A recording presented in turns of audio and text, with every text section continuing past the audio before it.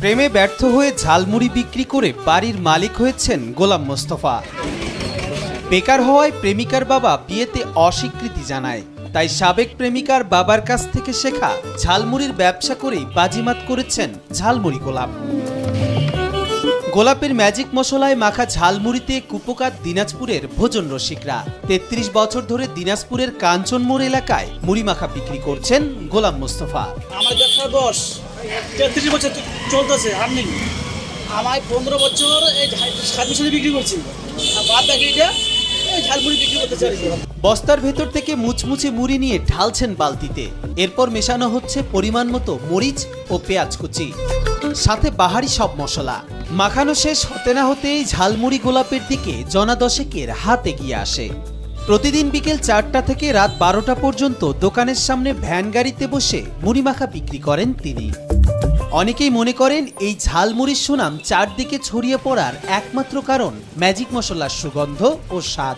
এখানকার মুড়ির যে স্বাদ অন্যান্য জায়গায় এই ধরনের মুড়ি পাওয়া যায় না, এবং এখানে যে মুড়িগুলি কি মশলা দিয়ে যে উনি তৈরি করে এগুলি অন্য জায়গায় এরকম পাওয়া যায় না, এবং মুড়ির এখানে ব্যাপক চাহিদা এবং অনেক লোকজন আসে খাইতে, পার্সেল নিয়ে যায়। এই জায়গার মতো মুড়ি পাবেন না, কোথাও পাবেন না। এখানকার মশলার যে ভাইয়ের মামার যে মাখন যে টেস্ট, এটা পাওয়া যায় না। ৩০ বছর ধরে মুড়ি মাখা বিক্রি করে জীবিকা নির্বাহ করছেন গোলাম মোস্তফা।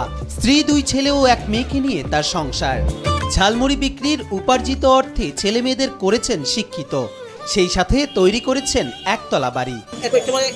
একতলা বাড়ি করেছে আপনার মোট আছে, আমার আছে ৬ জন। আমার একটা মেয়ে নার্সিংয়ে আছে, আমার ছেলে একটা কম্পিউটারের কাজ করে, আর একটা ছেলে আমার প্রায় মূল্য না হবে যাকে করে না হবে যাকে।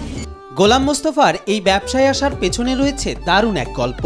গোলাম মোস্তফার বয়স যখন ১৯, তখন চাচাতো বোনের বাড়ি মুন্সিগঞ্জে বেড়াতে গিয়েছিলেন। সেখানে এক মেয়ের সঙ্গে তার প্রেম হয়। প্রেমিকার বাবা ছিলেন ঝালমুড়ি বিক্রেতা।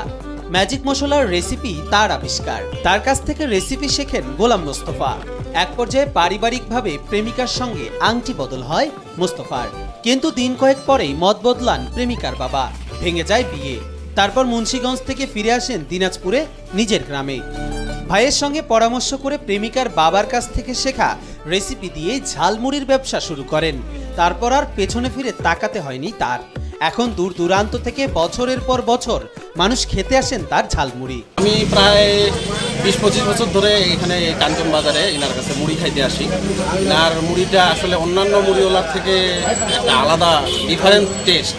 এখান থেকে আমার যে উদ্যোগগুলো দূরে কারণ থানা থেকে আসছি, এর আগেও বেশ কয়েকবার আমি এখানে খাইতে আসছি।